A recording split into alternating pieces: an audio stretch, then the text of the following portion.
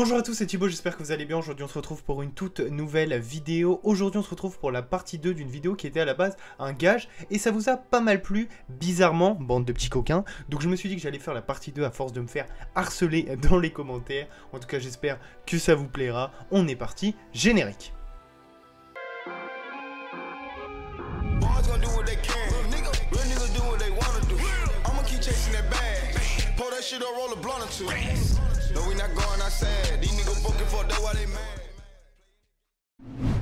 Seikon no Quasar, sorti en 2010, et on a 24 épisodes de 24 minutes, on retrouvera de l'action, du drame, du ecchi, un peu d'érotisme, de la romance, du school life, du surnaturel et du yuri. Nous on va suivre Oribe Mafuyu et Yamanobe Tomo qui sont deux étudiantes à l'académie nommée Saint Minkalov, dirigée par le père de Tomo. Mafuyu c'est un peu la protectrice d'Otomo puisque tout simplement les deux, elles sont sujets à la rigolade, aux brimades des autres élèves, voilà ils se font un peu moquer et elle la défend. Un jour Mafuyu elle va rencontrer un jeune garçon russe qu'on appellera Alexander Nikolavitch, j'espère que je l'ai bien dit. Il va se présenter en tant que Quasar. Les Quasars c'est quoi? Dans ce monde c'est des êtres qui sont capables de manipuler les éléments tout simplement pour se combattre. Il va défendre du coup Mafuyu contre une attaque de ces Quasars. Et on va se rendre compte qu'en fait les Quasars ils ont une place assez importante parce qu'il y a une lutte qui va éclater entre l'église et ses combattants. Pour une relique qui serait quand même assez importante parce qu'elle renfermerait des secrets sur le monde tout simplement, et donc on va suivre l'histoire de ces deux filles, l'histoire de cette bataille avec l'église et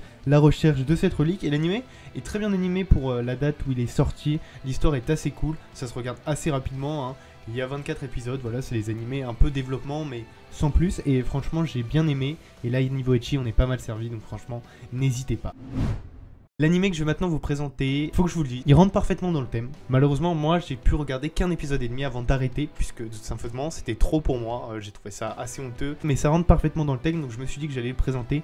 Mais je mets un gros warning, si vous n'avez pas 16 ans, on regarde même pas, c'est mort. Et puis en plus, c'est vraiment hard. Là, c'est vraiment pas drôle. C'est vraiment quelque chose de très fort, hein. Franchement, il y a du viol, il y a de la vengeance. Il y a beaucoup d'action, donc si vous n'avez pas plus de 16 ans, on ne regarde pas. Ça vient de sortir, c'est sorti en 2021, il y a 12 épisodes de 24 minutes. Donc comme je vous l'ai dit, hein, action, aventure, du drame, du ecchi, du fantasy, de la romance et du seinen. Donc ici, hein, beaucoup de nudité, donc je le répète, hein, si on n'a pas 16 ans, on ne regarde pas. Comme j'ai pas vu l'animé en entier, j'ai vu que quelques épisodes, je préfère vous lire le synopsis pour que ce soit un peu plus clair. Et comme ça, vous allez avoir une histoire un peu complète. Kaere est un jeune paysan propulsé héros guérisseur suite à l'apparition d'une marque sur sa main. Malheureusement pour lui, le voilà exploité horriblement par ses compagnons héros et par le royaume. Drogué, humilié et violé constamment, Kaere est un être brisé ne souhaitant que la vengeance. Cette chance, elle va lui être offerte lorsqu'il comprend que son pouvoir de guérison lui permet en réalité de contrôler les états des éléments, pouvant ainsi faire apparaître un membre coupé ou pourri instantanément. Bien décidé à se venger en utilisant ses pouvoirs à son maximum, il rétablit le monde et le propulse 4 ans en arrière, annulant tous les événements qu'il a vécu, donc tout ce qui est viol, drogue, humiliation, tout a été annulé. Cette fois, Kaere compte bien faire payer à tous ceux qui l'ont privé de sa vie. Donc comme je vous l'ai dit, le héros principal, il a vraiment été abusé, il veut se venger. Il a une mentalité très haineuse et c'est très violent. Moi j'ai regardé que quelques épisodes et j'ai tout de suite arrêté. Je crois même pas qu'il soit licencié sur un site de streaming légal. Mais voilà, si vous voulez aller voir ça, je vous le propose. Je ne vous le conseille pas trop. Je vous le dis, moi un épisode et demi j'ai arrêté. Mais comme ça rentre parfaitement dans le thème et que j'ai vu qu'il y avait certaines personnes qui aimaient ça, je me suis dit bon bah allez-y. Hein. Mais j'ai vu qu'un épisode et j'ai arrêté. Donc je pense que c'est peut-être encore plus honteux par la suite. Bref, voilà, vous avez l'animé. On passe tout de suite au prochain animé. On va passer à un animé là qui est beaucoup plus respectable, beaucoup d'ecchi, mais là, ça se regarde très bien. C'est bon enfant, il y a de la romance, là, vous pouvez regarder sans problème. C'est disponible sur Crunchyroll, on a 12 épisodes de 24 minutes, ça vient de sortir aussi en 2021. On va avoir de l'action, de l'aventure, de la comédie, du ecchi et de la fantasy. Là, j'ai quasiment fini, je sais pas... Je crois que j'ai regardé déjà une dizaine d'épisodes, si je dis pas de bêtises. Ouais, c'est ça, et franchement, c'est très sympa, très bon enfant. Il y a beaucoup d'ecchi, mais ça reste très drôle. Donc, je vais vous raconter cette petite histoire. On va suivre un héros qui s'appelle Noire. Il est le fils d'un noble, mais il y a plusieurs types de nobles, et c'est vraiment le noble de bas étage, et donc il n'arrive pas trop à trouver du travail. Il a une capacité qui est assez intéressante, et qui est très rare, c'est celle du pouvoir de consulter un grand sage. C'est-à-dire que tout simplement, il peut poser n'importe quelle question au grand sage et le grand sage sait tout, il est omniscient, donc il va pouvoir lui répondre sans problème. Il décide de faire appel au grand sage sur son avenir. Le problème c'est que quand il utilise ce pouvoir, il a un mal de tête énorme qui se forme et du coup il essaie de l'utiliser au minimum. Il fait appel au grand sage et le grand sage lui dit que le moyen le plus rapide pour obtenir du pouvoir c'est d'explorer un donjon.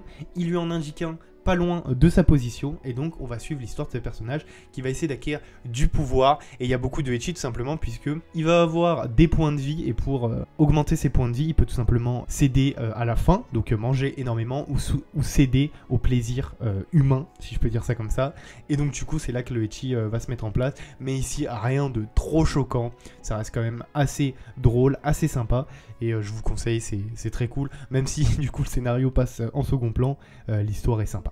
On passe tout de suite au dernier animé.